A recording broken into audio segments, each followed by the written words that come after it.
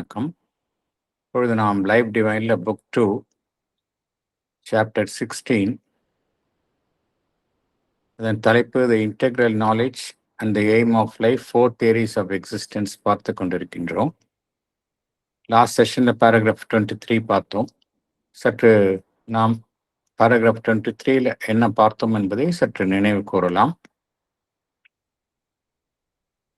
The 4 theories of existence, அதில் பகவான் முதல் தியரி என்ன அப்படின்னா, எது மெய்மை, எது உண்மை அப்படின்னா, உண்மை என்பது இந்த உலகத்தில் கிடையாது, இந்த பிரபஞ்சத்தில் கிடையாது, எல்லாம் கடந்த நிலையில் இருக்கக்கூடியது தான் மெய்மை. அதுதான் the first theory, supra cosmic theory. ரெண்டாவது தியரி காஸ்மிக் ஆர் டெரஸ்ட்ரியல். நாம் எல்லாம் புவியில் இருக்கின்றோம். இந்த புவியில் நாம் காணக்கூடிய விஷயங்கள், புவி சார்ந்த விஷயங்கள் எவையெல்லாம் ஸ்தூல நிலையில் நம் புலன்களால் உணரப்படுகின்றதோ அவைதான் உண்மை. அவற்றை தாண்டி வேறொரு உண்மை கிடையாது என்பதுதான் இரண்டாவது தியரி. மூன்றாவது தியரி என்னவென்றால், இந்த புவி என்பது உண்மை, ஆனால் இந்த புவிக்கு மேலும் உலகங்கள் இருக்கின்றன. இதைத்தான் சூப்ரா டெரஸ்ட்ரியல் தியரி. இந்த புவிக்கு மேல் உள்ள உலகங்கள் இருக்கின்றன, அங்குதான் ஒரு மனிதனுடைய ஆன்மனினுடைய நித்தியமான இருப்பிடம் அங்குதான் இருக்கின்றது, அங்குதான் மெய்மையும் இருக்கின்றது என்பது மூன்றாவது தியரி.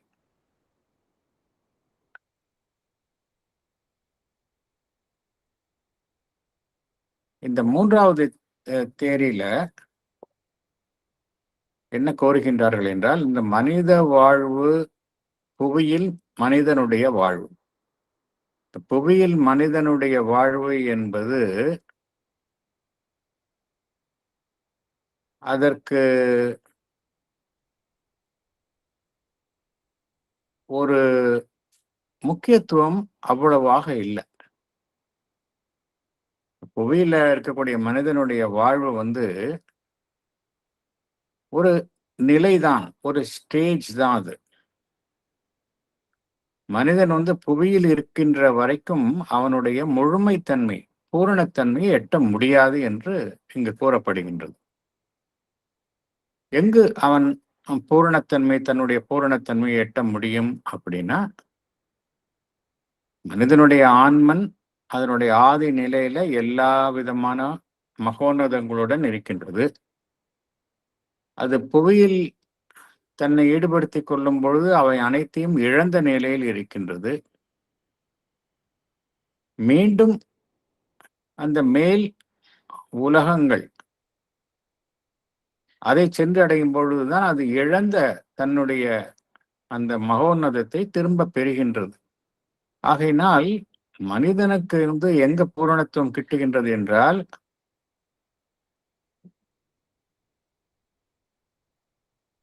அந்த மேல் உலகங்களில் தான்.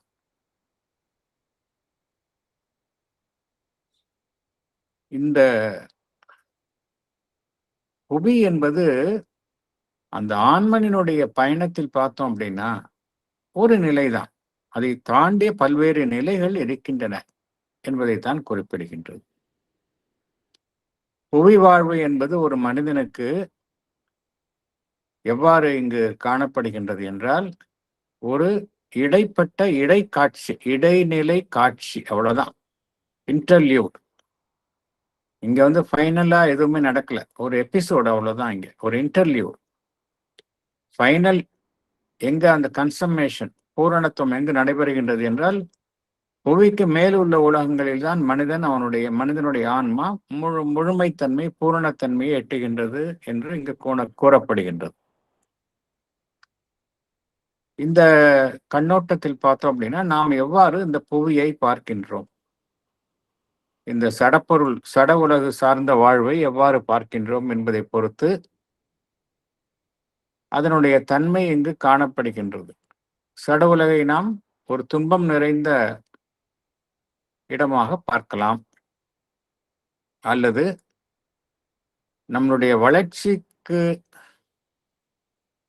தேவையான ஒரு களமாகவும் பார்க்கலாம், அல்லது நம்முடைய ஆன்மீக பயணத்தில் ஒரு வீழ்ச்சியாகவும், ஆன்மீகத்தினுடைய ஆன்மீகத்தினுடைய ஆதி நிலையிலிருந்து ஒரு வெளியேற்றப்பட்ட நிலையாகவும் இதை பார்க்கலாம். ஒரு ஆன்மீகத்தில் இருக்கின்றார். அந்த ஆன்மீக நிலையிலிருந்து அவர் அதிலிருந்து தள்ளி இருக்கக்கூடிய நிலையாக இந்த புவி வாழ்வை அவர் பார்க்கலாம். அவரை பொறுத்தவரைக்கும் ஆன்மீக வாழ்வு என்பது இங்கு இல்லை, மேலுலகங்களில் தான் இருக்கின்றது. ஆகையினால் இந்த கோட்பாட்டில் பார்த்தோம் என்றால், புவி என்பதற்கு ஒரு முக்கியத்துவம் அளிக்கப்படுவதில்லை. புவி என்பது உண்மை என்று ஏற்றுக்கொள்ளப்படுகின்றது. ஆனால் அதற்கு முக்கியத்துவம் கூறப்படுகின்றது இல்லை. வேறு சில கோட்பாடுகளும் இருக்கின்றன. உதாரணத்திற்கு அந்த வைஷ்ணவ கோட்பாட்டில் என்ன கூறப்படுகின்றது என்றால், இந்த உலகம் என்பது இறைவனுடைய லீலைகள் புரியும் ஒரு தோட்டம், கார்டன் ஆஃப் த டிவைன் லீலா என்று வைஷ்ணவ கோட்பாட்டில் கூறப்படுகின்றது. இந்த புவி வாழ்வு என்பது அந்த டிவைன், அந்த இறைவனினுடைய ஒரு விளையாட்டு களம் என்று கூறப்படுகின்றது. இருந்தாலும் இங்கு புவியில் காணக்கூடிய இந்த சூழ்நிலைகள் எல்லாமே ஒரு கீழான தன்மை, அது சுப்பீரியர் நேச்சரா இல்லை, இன்ஃபீரியர் நேச்சர், ஒரு கீழான தன்மையை கொண்டதாக அங்கு கருதப்படுகின்றது. மனிதனுடைய ஆன்மன் இந்த லீலையில் பங்கேற்கின்றது. எவ்வாறு பங்கேற்கின்றது என்றால், தொடர்ச்சியான பிறப்பின் மூலம் இந்த புவியில் தன்னுடைய தோற்றத்தின் மூலம், பிறப்பின் மூலம் இந்த லீலையில் மனிதனுடைய ஆன்மன் பங்கேற்கின்றது. ஆனால் மனிதனுடைய ஆன்மனுடைய இறுதி இலக்கு எங்கு இருக்கின்றது என்றால், புவியிலிருந்து அது மேல் சென்று, மேலுலகங்களுக்கு சென்று, தன்னுடைய அந்த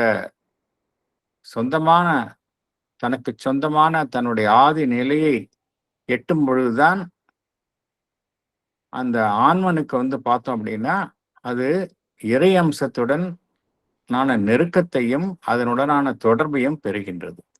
புவியில் இருக்கின்ற வரைக்கும் அதற்கு இந்த இறை அம்சத்துடன் இறைவனுடன் பரம்பொருளுடன் தொடர்பும் நெருக்கமும் அதற்கு கிடைக்காது என்று இந்த கோட்பாட்டில் கூறப்படுகின்றது. ஆகையினால் என்ன தீர்வு என்றால், மனிதனுடைய ஆன்மன் இந்த புவியிலிருந்து எவ்வளவு சீக்கிரமாக விடுபட முடியுமோ, அது லீலையாக இருந்தாலும் கூட அதிலிருந்து விடுபட்டு மேலுலகங்களுக்கு சென்று அதனுடைய ஆதி நிலையை எட்டும் பொழுதுதான் அது அந்த இறை அம்சத்துடனான நெருக்கத்தையும் தொடர்பையும் பெறுகின்றது. இதில் என்ன ஒரு கருத்தை பார்க்கின்றோம் என்றால், என்ன காரணத்திற்காக மனிதனுடைய ஆன்மன் இந்த புவியில் தோற்றம் எடுக்கின்றது என்பதற்கான ஒரு காரணத்தை பார்க்கின்றோம். அதன் மூலமாக அது மீண்டும் மீண்டும் பிறவி எடுத்து அதிலிருந்து விடுபட்டு உயர்நிலைக்கு செல்வதற்கான ஒரு களம், இடைப்பட்ட களம் என்கின்ற ஒரு கருத்து இந்த கோட்பாட்டில் கூறப்படுகின்றது.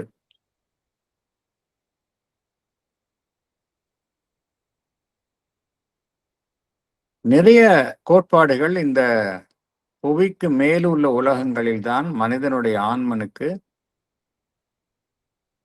ஒரு விடுதலை கிடைக்கும். மனிதனுடைய ஆன்மன் ஒரு முழுமையை எட்டும். மனிதனுக்கு ஒரு பரிபூர்ணத்துவம் எங்கு கிட்டும் என்றால் மேலுலகங்களில் தான் என்று பல்வேறு கோட்பாடுகள் கூறுகின்றன. சில மதங்கள் சொர்க்கம் என்றும் நரகம் என்றும் மேலுலகங்களை வர்ணிக்கின்றன.